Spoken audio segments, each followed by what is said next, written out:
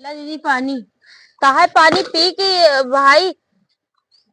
तो का समझ ना आता है। हमरे महतारी तो खाना पीने ना देती आए हमको पानी पूछे।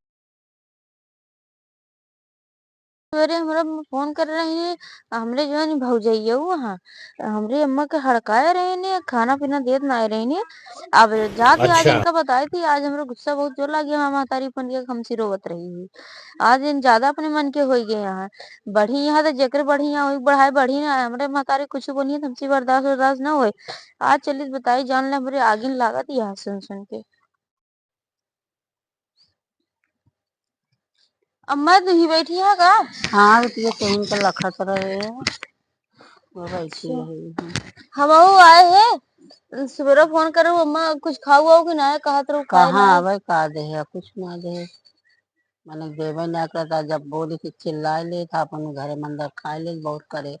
तो का टाइम रोटी पोई के दे दे वो ठंडी ठंडी या वो नून पीस के दे दे तो दे अच्छा खाए ले। और काहे बहरे बैठी है। तो हम सोचे ऐसे बैठी रहे सुने तो कोई आवत या तो नाम के लखत ही आई। अच्छा टीवी में बैठी है का कर बिटिया सारा दिन फोन में अपन लगी रहा था।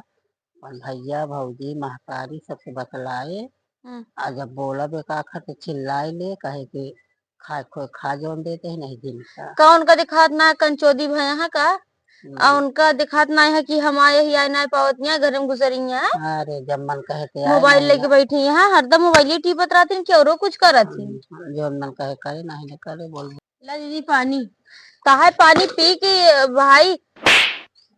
तो का समझ ना आता है। हमरे महतारी तो खाना पीने ना देती आए हमको पानी पूछे। कहे तो हुआ नहीं है। आज सवेरे हम महतारी फोन करके रोत रही हमारे एक एक रोवत जान ला गुस्सा लागत है। महतारी कल पहुंच ना बाबू समझी कि नहीं आपने महतारी तू कैसा ना कर रही है तू का करती है। पूरा दिन मोबाइल में टीपत है ना खाना ना पीना। वो एक रोटी दे देगी वो जोन ठंडी ठंडी दांत से नहीं कटत दिया इनके तू देखा हमको बताए हम सुना बना कहा बताओ क्या तू। अपना तो आराम से अंदर अंदर तेल ले थे वो मंगाई के तुम्हारे माई जैसे भर दे तू उसे सुन लिया। पहले तो इस तरह ना रही अपने माइक भाई भाई करे में ऐसी करे लागी है। तोरे कहे हम चली जो तहा सहू रहा है हम तहा सहू जानी थी चुप रहा ना रहा ही नहीं दे हम हम जा कैसे ना रहा देंगे।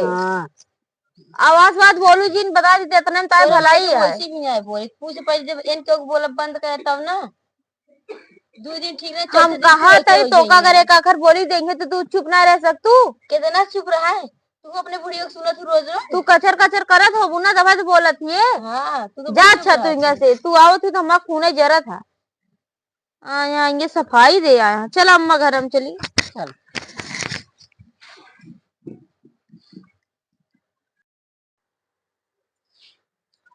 ले दीदी ले खाई लिया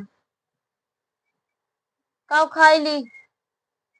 जो देते ये खाई लिया और कब अच्छा। खाई ली। जो हमरे किया ना हमरे महतारी किया तो कि हमन के खियावती है तोरे महतारी की सऊरे नहीं हो करबे का करी उनका दीत ना दी थी तो रखे रहेंगे जब तई तीन पुण्य होए लौटार दे थी।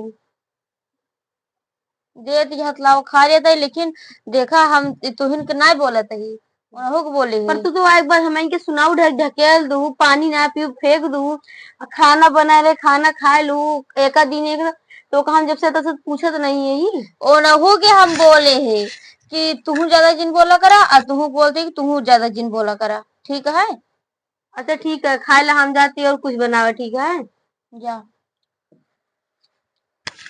हमका लगा था हमारा महतरिये हरामी नहीं है काहे बरे जब से आई तब से देखा था मार सेब केला पानी दाना पूछा दिया है तब से वैसे भी हमारा महतरिये कम ना चपर चपर ज्यादा बोलत हुए।